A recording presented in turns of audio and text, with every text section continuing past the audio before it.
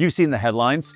If these predictions are even half right, artificial intelligence may soon outthink most of us. So, in this video, I'm going to give you a survival plan, a way to stay valuable, relevant, and hard to replace. I'll walk you through the 6 human skills, the ones where we still beat the machines, that will matter most in the age of AI. You know, I started working on this topic 20 years ago with this book, A Whole New Mind, and my perspective has been shaped by several other books and 2 decades of research. What I'm going to share isn't a list of technical abilities, it's 6 ways of thinking, of behaving, of being that will set you apart. And I'm also going to give you some simple, practical techniques for building these muscles. So let's go. The first human skill, questioning. Right answers still matter, but smart questions now matter a hell of a lot more. Think about it. We used to have search engines, now we have answer engines. Large language models and other AI tools produce answers on command. Lots of answers, sometimes dazzling answers. But here's the thing. When answers are everywhere, questions become the scarce resource. When answers get cheap, curiosity becomes priceless. In a world of answer engines, curiosity is your killer app because every breakthrough starts with a question, sometimes a weird, unlikely question. What if light behaves like a particle? What if I can carry 1,000 songs in my pocket? What if people actually want to sleep in someone else's home? Great scientists, great founders, great writers, they aren't vending machines for right answers.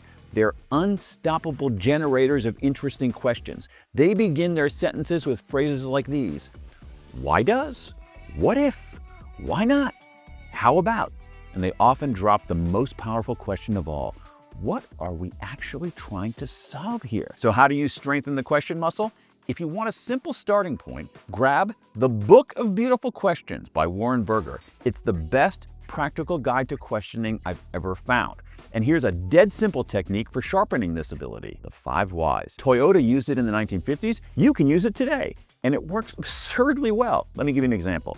Say you need a contractor for a big project, redesigning your website, building a studio, renovating your office. So you fire up Claude or ChatGPT and ask for something like the best contractor in your area. And you get a long, confident list of answers. But as you investigate, none of them seem right. Ask why. Maybe it's because none of them is a great fit for your situation. That's your first why. Now ask why 4 more times. Why are none of them a great fit? Because their proposals are all over the map. Why? Because each contractor is making different assumptions about what you want. Why? Because you never clearly defined the scope, timeline, or success criteria. Why? Because you and your team don't actually agree internally on what success looks like. Boom! That's the real answer, the one that comes after the 5th why. AI may be better at delivering answers, but for now at least, you are better at asking questions. And once you've identified the right problem through questions, the next human edge kicks in. Something machines still struggle to fake. Taste. In a world drowning in mediocrity and slop, knowing what's good is a superpower. Taste, discernment, judgment, the ability to tap your experience, your intuition, and your values, and look at a pile of options and say with confidence, that one, that's it. Remember, AI is really good at generating stuff, but as it pumps out endless drafts, scripts, images, and ideas, taste becomes the filter that separates the marvelously meaningful from the merely meh. Let me give you an example from my own work. I've got an email newsletter. Before AI, I wrote the subject lines myself. Now, I hand the draft newsletter to Claude or Gemini and ask for suggestions, and they deliver 50 subject lines in just a few seconds. It's astonishing. But here's the thing. Most of them stink. And when I say most of them, I mean 47 out of 50 are usually awful. 2 may be solid, and 1 might be genuinely good. But to know which is which, I have to apply my 25 years of experience as a writer, my knowledge of who our audience is and what they care about, my own comfort with style and word choice. That's taste. And what usually happens is that I take one of AI's suggestions, tweak it based on that taste, and come up with something even better. That's the secret. Not human or machine, human plus machine. AI provides the raw material, taste shapes it into something real. Here's a way to put this idea into action, to get serious about developing and understanding your own taste. Create your own Hall of Fame in a physical folder, in Notes, Notion, Dropbox, whatever. When you see an example of great writing, great design, great solutions, great innovations, anything that makes your neurons catch fire, capture it, save it, study it, Over time, your hall of fame becomes a map of your taste. Patterns emerge, standards rise, judgment sharpens. And that's how you turn taste from something vague and mystical into something concrete and powerful. The future doesn't belong to people with the most ideas. It belongs to the people with the best taste. And that sets the stage for the next human advantage, the one that turns good taste into great solutions. Iteration. Your first version won't be your best version. Your 10th or maybe your 110th might be. If questioning frames the problem and taste sets the standard, iteration is how you close the gap. Think of James Dyson building more than 5,000 prototypes, or the great abstract expressionist Willem de Kooning working on a single canvas for 2 years, endlessly scraping off paint and starting again until he got it right. Here's the part we don't like admitting. Most good things start out bad. The magic isn't in the first spark. The magic is in the relentless revision. AI can help you generate variations at astonishing speed, and that's great, but it still takes a human to refine, redirect, discard, and polish. AI accelerates the quantity. Iteration delivers the quality. Here are a few tactics that have helped me. Simple, unglamorous habits that compound fast. First, adopt Anne Lamont's principle of the shitty first draft. Don't aim for perfection, just get it done. Then refine, iterate, and refine and iterate some more. Second, space out your iterations. Sometimes I'll write a draft, make a few quick passes, then deliberately leave it alone for a week. When I come back, the flaws pop, the fixes are obvious, and the iteration speeds up. That works for anything: pitch decks, designs, wedding toasts, you name it. Third, adopt what some folks call the version 0.8 rule. Share your work when it's at 80%, not 100%. Now, I'll admit, this is really, really hard for me. I want my stuff to be great. But I found that many times waiting until I'm fully ready blocks progress. Shipping at 0.8 forces me to iterate, to learn, to improve fast. You don't have to get it right the first time. You just have to get it right over time. AI gives you the options. Iteration gives you excellence. And once you have those excellent pieces, you need to know how to assemble them. That's the human skill of composition. 4. Composition. AI is excellent at delivering ingredients. Humans are better at serving meals. Composition is the art of assembling pieces, ideas, scenes, arguments, visuals into something coherent, meaningful, and emotionally resonant. A composer does it with sound. A filmmaker does it with cuts and pacing. A painter does it with color.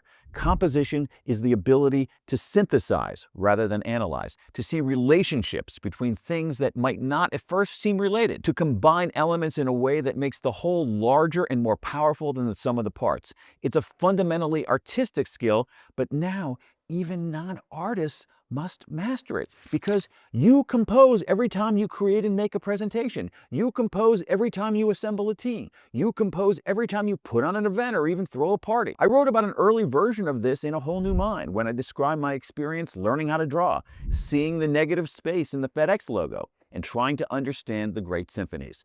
Here are 3 simple ways to sharpen your compositional skills for the age of AI, when large language models can flood you with components. First, use the rule of 3. Whenever you explain something, a point, an idea, a story, organize it into 3 beats. That will make your thinking clearer and your communication cleaner. A second composition technique: learn to see the structure. Here's one easy trick. Go into your phone camera settings and turn on grid. It's usually a 3x3 layout. This is a super easy way to learn the rule of thirds. And once you understand this rule, the next time you take a picture, instead of putting the subject at the center, try placing the subject on one of the intersecting lines. Congratulations, you're now a composer. And third, play the movie pause game. When you're watching a visually striking movie, hit pause during a scene that doesn't have much action. Where are the actors standing? Are they framed by a doorway? How are they lit? Is there a leading line like a road or a railing pointing at them? AI can make lots and lots of parts, but you don't win with more pieces, you win with better arrangement. If composition is the musical score, the next one is the orchestra. Number 5, allocation. Dan Schipper is the CEO of the media and software company Every, and he recently said something really profound. He said, In a knowledge economy, you're compensated based on what you know. In an allocation economy, you're compensated based on how well you allocate the resources of intelligence. We used to idolize the individual hero, the person who could do everything themselves. But the future belongs to people who can coordinate humans and machines. The new superstars will be the people who can orchestrate and allocate tools, teams, AI systems, timelines, constraints, and bring them together toward a clear outcome. Now, this isn't entirely new, of course. A great director doesn't operate the camera. A great coach doesn't play the game. But as AI moves from novelty to collaborator, allocation becomes a core skill for all of us. Allocation is knowing which tools to use, which people to involve, which systems to engage, and at what moment. But it's also deeply human. It requires empathy, emotional intelligence, and an honest understanding of what people are actually good at. This is what Wharton professor Ethan Mollick calls centaur thinking, combining human and machine intelligence to get results that neither can achieve alone. Want to become a better allocator? Here are some simple ways to begin. Do a team inventory, even if it's just you and AI. List who or what does things best, then delegate accordingly. Stop treating every task like it's yours. A related idea, the two-pile technique. Every project is really just a collection of tasks to be done. Organize them into two piles. One for AI, things that involve speed, quantity, and generation, and one for you, things that involve real thinking, creativity, and taste. Your job isn't to hand everything to AI. That's a huge mistake.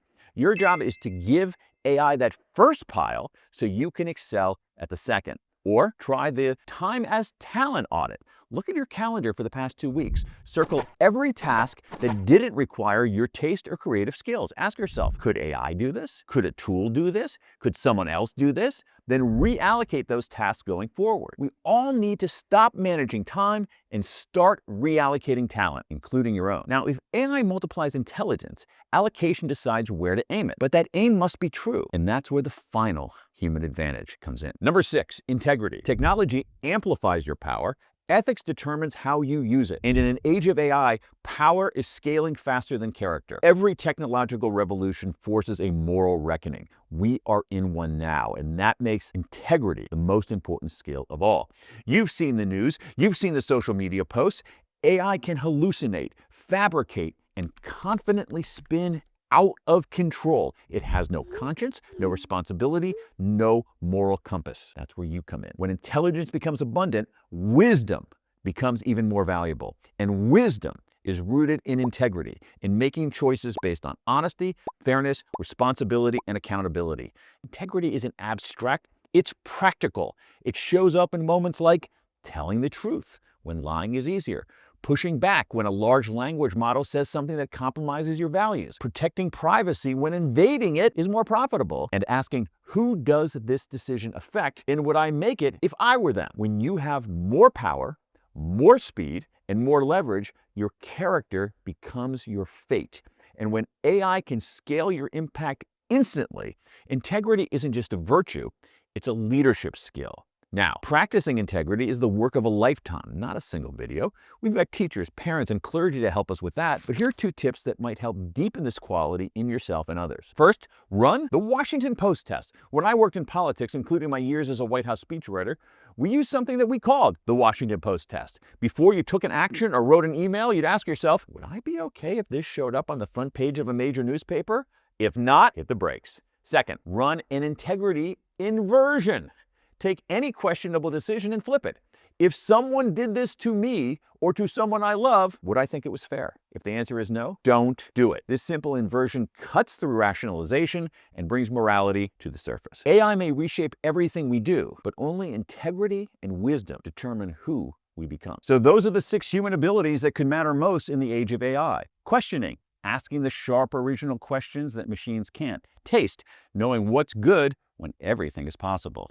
Iteration, improving your work, version after version. Composition, assembling pieces into something meaningful. Allocation, orchestrating humans and machines toward a clear goal. Integrity, choosing what's right when everything around you is moving fast. These aren't luxuries, they're success skills, maybe survival skills for the next decade. If there's one thing I know after studying human behavior for 25 years, it's this. When the world gets more artificial, we need to get more human. Hey, what human skill do you think belongs on this list that I didn't include? Add it to the comments. I'm always curious to hear what you see that I miss.